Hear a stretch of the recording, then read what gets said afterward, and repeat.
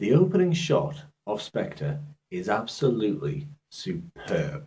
It made me, a self-confessed non-Bond fan, properly sit up and take notice. It looks fantastic and is shot brilliantly and really set the tone for the rest of the film in terms of the visuals and the excellent way in which it is shot. And the problem is, I only wish the rest of the film had maintained those heights because visually this film is great. Spectre has Bond going off grid, essentially, going off grid to try and track the head of the shadow organization, the titular Spectre. At the same time, back home in England, there are very much political goings on behind the scenes between MI6, the Secret Service, and essentially going towards the dissolution of the 00 program. Now, the problems with this film are numerous. Again, it looks great. The problem is kind of a lot of the other stuff. It's about 2.5 hours long, this film, which is too long for a start. It could have been trimmed by at least half an hour pretty easily, I think. But my main problem is more the balancing in this film because there isn't any. It's about 2.5 hours long, and for the first 70 or 80 minutes, it actually had me. Again, I'm not a Bond fan. I never have been. I've never particularly liked the Bond films. I don't know why, I just don't. But for this one, 70 or 80 minutes, it genuinely had me really kind of interested because it goes more into, it explores more of Bond's past and addresses the fact he is a damaged individual. Bond is damaged. He always has been damaged. He just also happens to be essentially a super spy who's virtually immune to anything, essentially. But it goes into his past and goes into more why he is what he is. The problem with it is the fact that they take too long over that. They do. It's very slowly paced that. But then, for the last 45, 60 minutes or so, someone flips a switch and suddenly, oh right, we're in a standard Bond film then. Explosions, violence, yay. It happens too quickly for a start, the ridiculous change in tone. But also, you take everything that was interesting in the first half of the film and essentially throw it away.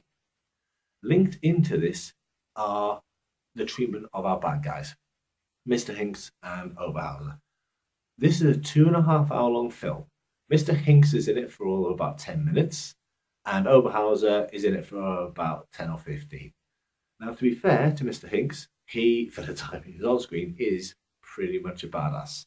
I have no real issue there. He's kind of a badass. My bigger issue is with Oberhauser. This guy has been built up through all the trailers and through a good portion of the film as being the absolute. He's the most powerful villain on the planet. Essentially, he just is. It says in the trailer, "I'm the architect of all your pain."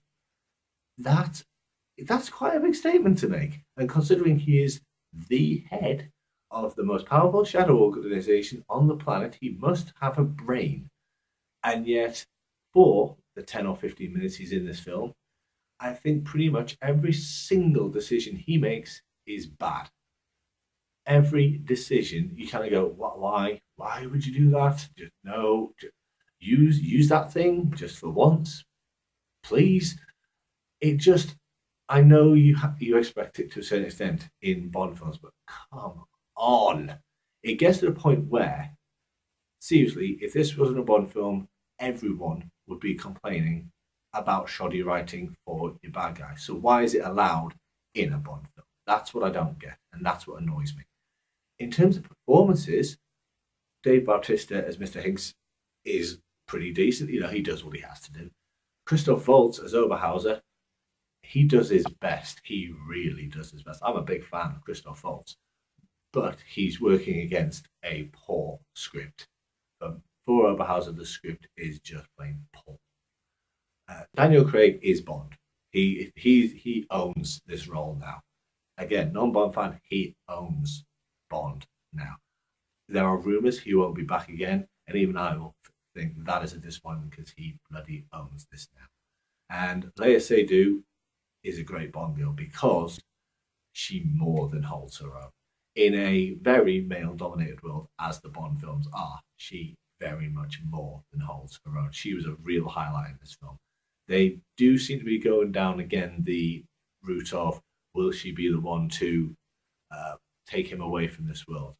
Whether they do that or not, I don't know, given it may be Daniel Craig's last film, so I don't know.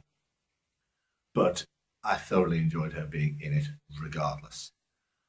The fact is, if you're a Bond nut, you will still get some enjoyment out of this film.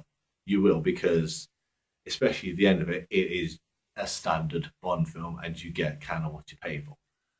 But this film is just very, very imbalanced. I think even the biggest Bond fan has to recognise the fact that there are some severe imbalances here and there's some very poor writing at times.